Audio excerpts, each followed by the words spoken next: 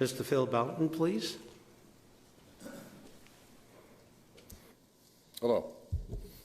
This is impressive. This is a great county. You can put this kind of talent together to work on a problem. And so I'm encouraged.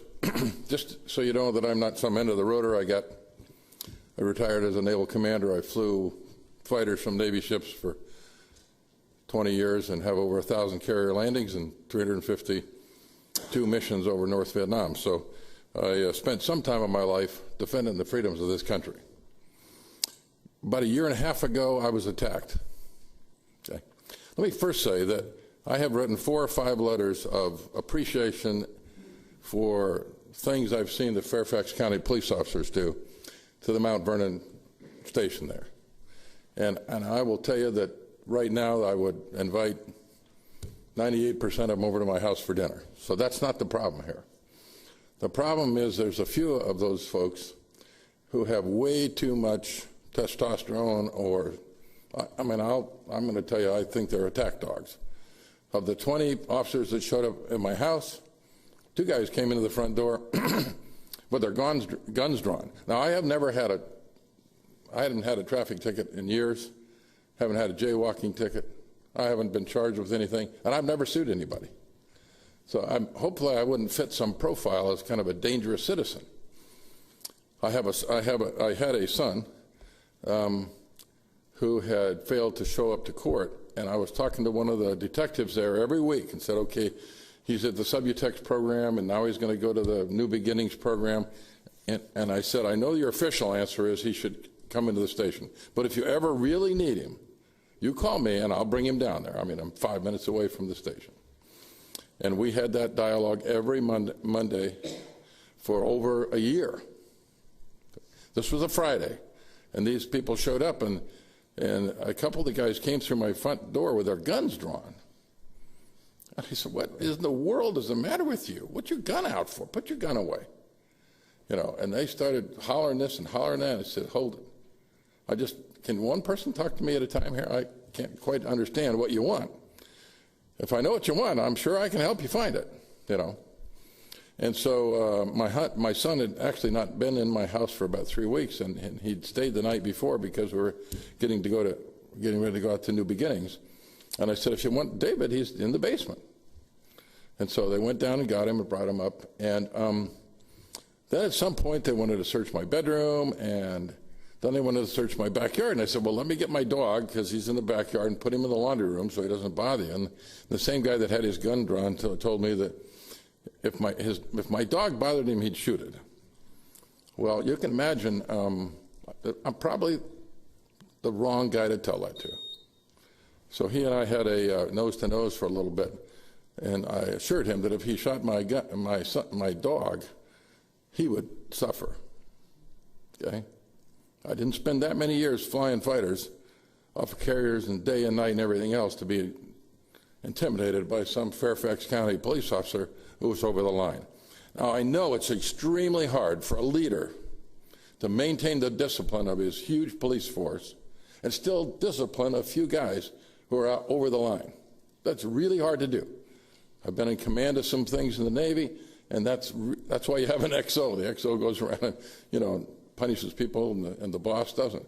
I cooled down for 6 months, and I wrote a letter to the chief, 3-page letter about what happened to me. No answer, nothing, no response whatsoever. Now, I don't think that's okay. I personally went down to the police place, you know, that big building down there, and went to internal affairs, and I said, hey, can you make sure this is in the system? I would like to at least know that the leadership knows that some of their guys are out of control. The one particular detective that did come, that we talked every week, he was there. I saw him, the poor man was standing out by his Crown Vic, you know, and he had all these armament on, and he was looking down, and he was so embarrassed that he wouldn't even come up and say hi to me, and I don't blame him, you know, because he knew that this was not the way to handle that problem. So you guys are tasked with improving this and fixing the response of the Fairfax Police Department. Please make sure that you take care of all the good guys out there, because some of my friends are dragging their feet thinking that all the police in Fairfax County are painted with the same negative brush, and that's not true, and you guys can probably do something about that. But we need to give the senior leadership a way to discipline their guys who get out of control. Thank you. Thank you.